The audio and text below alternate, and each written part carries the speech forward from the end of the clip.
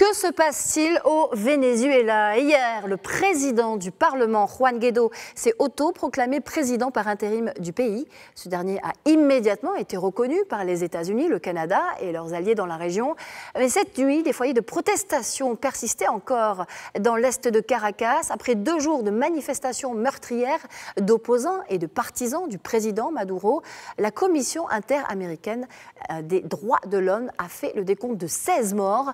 Le secrétaire général de l'ONU a appelé au dialogue pour empêcher une escalade menant à un conflit qui serait un désastre, a-t-il dit, pour la population du pays et pour la région. Le président Maduro comptait, lui, aujourd'hui sur l'appui de l'armée pour contrecarrer le soutien international apporté à Juan Guaidó.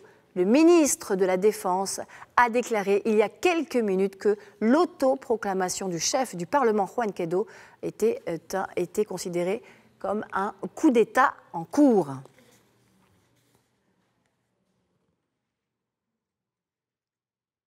Alors, pour tenter de comprendre ce qu'il se passe au sommet de l'État vénézuélien, on rejoint tout de suite Dr Mohsin Mounjid. Il est spécialiste de l'Amérique latine. Bonsoir. Bonsoir. Alors, il y a désormais 2 pouvoirs, 2 légitimités au Venezuela, 2 légitimités qui s'opposent. Qu'est-ce qui motive la démarche de Guaidó? Ce dernier a-t-il une base légale pour s'autoproclamer président par intérim? Oui, je commencerai par dire que l'Assemblée nationale vénézuélienne essaie aujourd'hui de prévaloir sa légitimité issue des élections législatives de 2015. Et c'est à travers cette institution contrôlée par l'opposition, mais non reconnue par l'exécutif, que l'opposition essaie de renverser les rapports de force. C'est d'ailleurs la non-reconnaissance de l'investiture de Nicolás Maduro après les élections de 2018 par plusieurs pays de l'Amérique latine et des États-Unis qui a vraiment encouragé Juan Guaidó et lui a poussé vers cette autoproclamation, vers une nouvelle étape décisive pour un changement de l'intérieur du pays. Maintenant, Juan Guaidó est symboliquement en position de force, car c'est toujours Maduro qui détient le pouvoir, mais Maduro, avec sa dérive autoritaire, est de plus en plus fragilisé, surtout au niveau international. Alors, Mohsin Mounjid, on l'a vu, la communauté internationale est divisée sur l'attitude adoptée, reconnaître ou pas le président autoproclamé. L'OEA et Washington ont reconnu Guaidó, mais l'armée soutient, elle, le régime. Y a-t-il un risque de guerre civile au Venezuela? Exactement, en plus du soutien extérieur, Juan Guaidó nécessite un soutien de l'intérieur pour exercer le pouvoir.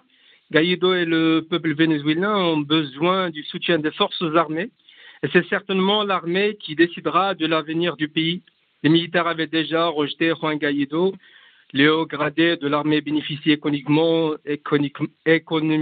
de l'alliance avec Maduro.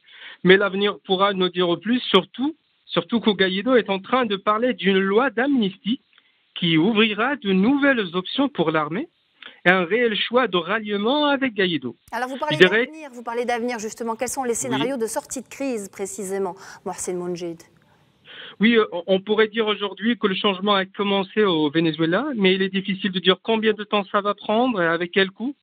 Comme solution, certains parlent d'un référendum ou de nouvelles négociations avec un retour au dialogue, mais ça pourra prendre beaucoup plus de temps et causer un chaos de plus au pays.